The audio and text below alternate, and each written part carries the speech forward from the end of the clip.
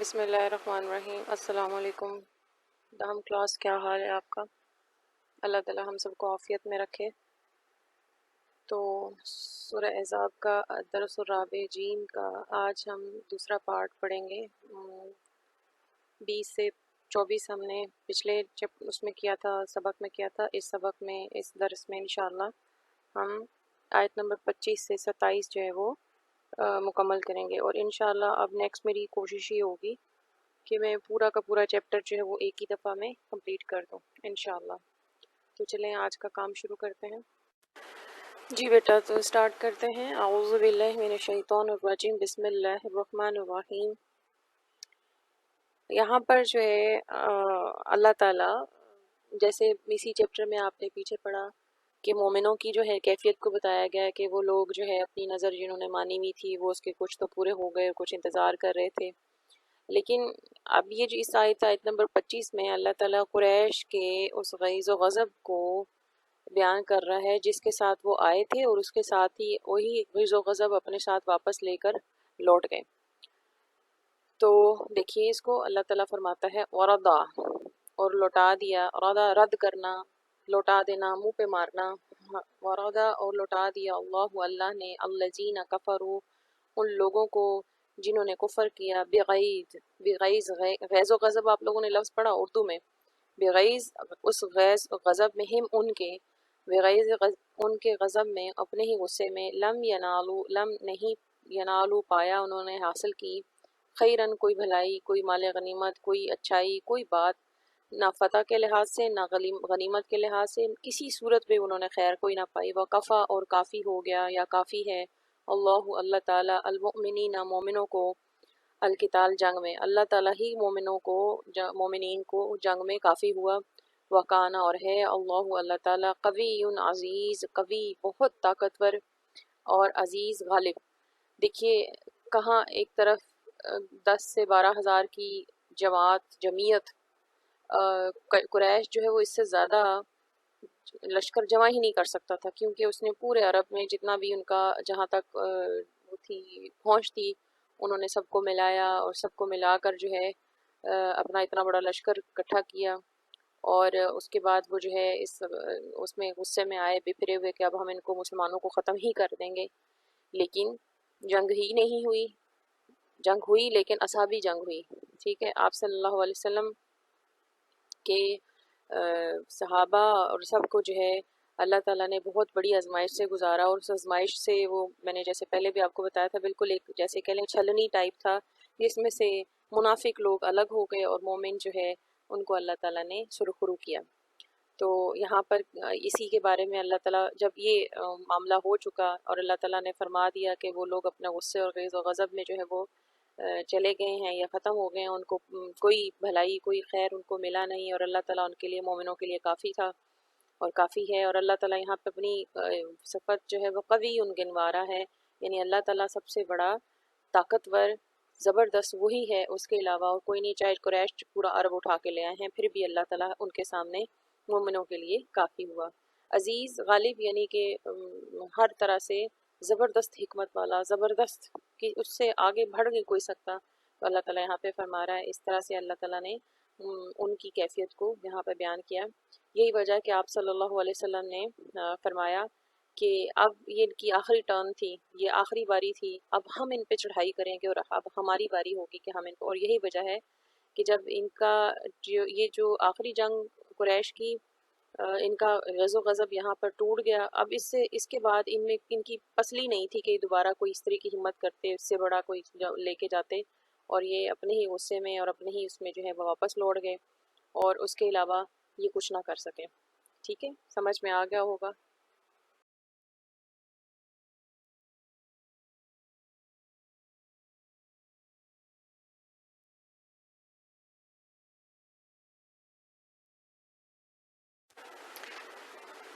یہ سلائیڈ جو آپ کے سامنے ہے، یہ نقشہ غزوہ احزاب ہے، اور اس میں جیسے کہ آپ کو نظر آ رہا ہے کہ جو ریڈ کلر کا سرکل ہے یہ یہودیوں کے جو محلے تھے، یا یہودیوں کے جو کہنا چاہیے گھر تھے، یہ اس کی طرف اشارہ ہے۔ اور جو گرین کلر کا ہے یہ بھی یہودیوں کے تھے، مگر یہ بنو نذیر کے تھے، لیکن ان کو جب کیا کہتے ہیں جلا وطن کیا گیا، تو جب یہ خیبر میں جا کے بس گئے تو اس کے بعد یہاں پہ مسلمان آباد تھے.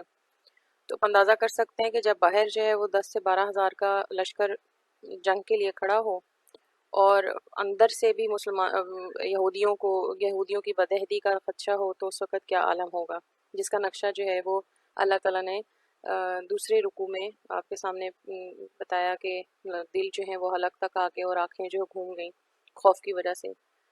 تو بیسیکلی غزوہ احزاب جو ہے اس میں 6 مسلمان شہید ہوئے اور 10 جو ہے وہ کفار واصل جہنم ہوئے. بڑی جنگ نہیں ہوئی، حالانکہ لشکر بڑے تھے لیکن جنگ بڑی نہیں ہوئی. اس میں صرف یہ کہ اعصابی جنگ تھی، اور اس میں اللہ تعالیٰ نے وہ کہہ لیں کہ چھاننی لگائی ہوئی تھی جس میں چھٹ کر کفار الگ اور مومن الگ ہو گئے. اچھا، تو بنو قریظہ کی طرف آتے ہیں. بنو قریظہ جیسے ہی غزوہ خندق ختم ہوئی، اسی کے ساتھ ہی اللہ کے رسول جب مدینہ میں تھے اور عصر کی نماز کا وقت تھا، جب جبریل علیہ السلام ان کے پاس آئے اور انہوں نے فرمایا کہ آپ نے ہتھیار اتار لیے لیکن ہم نے ہتھیار نہیں اتارے، تو بنو قریظہ کی طرف جو پیش قدمی کا حکم ہے، تو میں پہلے جاتا ہوں اور ان کے قلعوں میں جو ہے وہ زلزلہ برپا کرتا ہوں، اور ان مسلمانوں کا رعب جو ان کے دل میں ڈالتا ہوں. آپ بھی پہنچیں.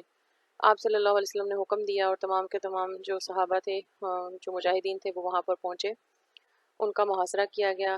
آخر ان کو پتہ تھا کہ جو ہے وہ جنگ نہیں کر سکتے، اور محاصرہ وہ لمبے عرصے تک برداشت کر سکتے تھے، کیونکہ انہوں نے بہت کچھ مسلمانوں کے خلاف جو ہے وہ جمع کر کے رکھا تھا، اور مسلمانوں سے مقابلے کے لیے جو انہوں نے چیزیں جمع کر کے رکھی تھیں، جو مال غنیمت میں بعد میں وقت ملی، وہ اگر آپ سنیں تو آپ حیران ہوں گے کہ وہ تو مکمل تیاری کے ساتھ بیٹھے ہوئے تھے. یعنی کہ آپ جیسے کہہ سکتے ہیں کہ ان کے پاس 1,500 تلواریں، 2,000 نیزے، 300 زریں، 500 ڈھالیں انہوں نے جمع کر رکھی تھی، اور اناج وغیرہ بھی انہوں نے بہت وفر مقدار میں جمع کر رکھا تھا کہ یہ لوگ محاصرہ جو ہے وہ کافی عرصے تک قائم کر سکتے ہیں. لیکن اس کے بعد پھر اخیر موت ہی موت تھی. بہرحال انہوں نے اپنا جو ثالث تھا وہ حضرت سعد بن معاذ، جو کہ اس غزوے میں ہی شہید ہوئے تھے، لیکن ان کو اس وقت تک جو ہے بازو میں ان کی بڑی رگ جو ہے وہ کٹ گئی تھی، جس کی وجہ سے ان کی بلیڈنگ ہوئی اور ان کو بہت بڑا زخم آیا.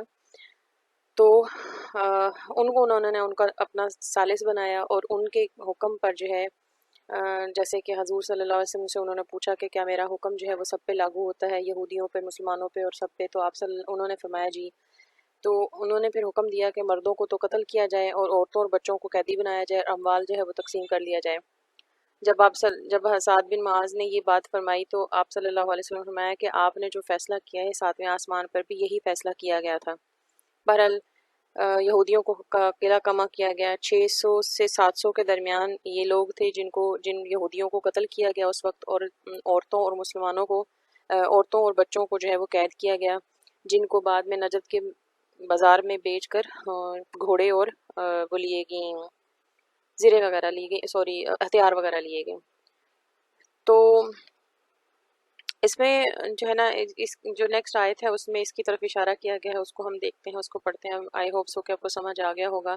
بنو قریظہ بیسیکلی جنگ میں بدعہدی کی جو سب سے بڑی اگزامپل ہے وہ یہیں سے دی جاتی ہے. اگر دنیا اس کو کہتی ہے کہ یہ اس پہ بہت جو ہے کیا جاتا ہے، کیا کہنا چاہیے کہ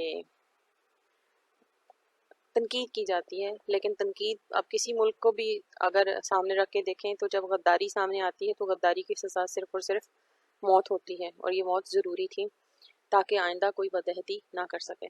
آئی ہوپ سو کہ سمجھ آ گیا. اگلی آیت جب ہم پڑھیں گے اس کا ترجمہ تو آپ کو مزید سمجھ میں آ جائے گا.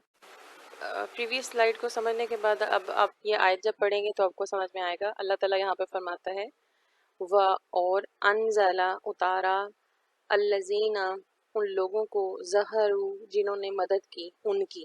ظہرہ کا مطلب ہوتا ہے مدد کرنا، ہم ان کی، ہم سے مراد کفار کی، یعنی کہ جو احزاب آئے تھے ان کی مدد کی. انزلہ اور اتار دیا الذین ان لوگوں کو، ظہرہ ان لوگوں کی طرف، ظہرہ جنہوں نے مدد کی، ہم ان کی، من سے اہل کتاب میں سے ان لوگوں کی طرف جنہوں نے مدد کی تھی ان کی طرف آپ کو اتارا گیا من सयासिहिम उनके किले यानी उनकी जो गढ़ियाँ थीं उन्होंने ये जो उन्होंने घर बनाए हुए थे यहूदियों ने, जैसे कि आपको वो पता होगा, आपने पढ़ा है कि खैबर में भी इन्होंने किले बनाए हुए थे। ये किलों में रहने की इनको आदत है। और अब मैं आपको एक बात और क्लियर कर दूँ कि यहूदी और ईसाई ये हमेशा से किला बंद होकर रहने की इनको जो है कह लें कि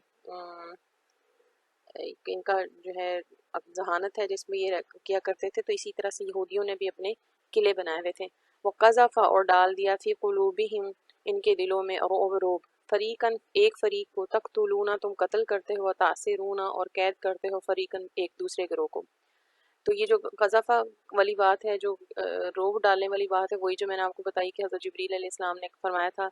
उसके बाद ये सब चीज़ें जो है इनके जो दूसरा लास्ट में जो बात हुई है वो फैसले जो किए गए, फैसला क्या था, वो क्या था, कितनों को तुम कत्ल कर देते हो और कितनों को तुम कैद करते हो। यानी कि इसमें 600 से 700 के करीब जो है यहूदियों को कत्ल कर दिया गया था और बाकी लोगों को कैद कर लिया गया था। ठीक है, इसको फिर से देखें। वो अनज़ला और उतार दिया अल्लज़ीना उन लोगों को ज़हरू जिन्होंने मदद की हुम उनकी मिन अहलिल किताब अहले किताब में से, अहले किताब में से जिन लोगों ने उनकी मदद की थी उनकी तरफ उनको उतार दिया मिन सियासिम उनके किलों में वक़ज़फ़ और डाल दिया फ़ी क़ुलूबिहिम। यहाँ पे देखें, अगर किलों को देखा जाए तो किले भी उनके किसी काम नहीं आए और अल्लाह ताला ने उनके दिलों में रोब डाल दिया और वो वहीं से जो है ना दबक के ख़त्म हो गए।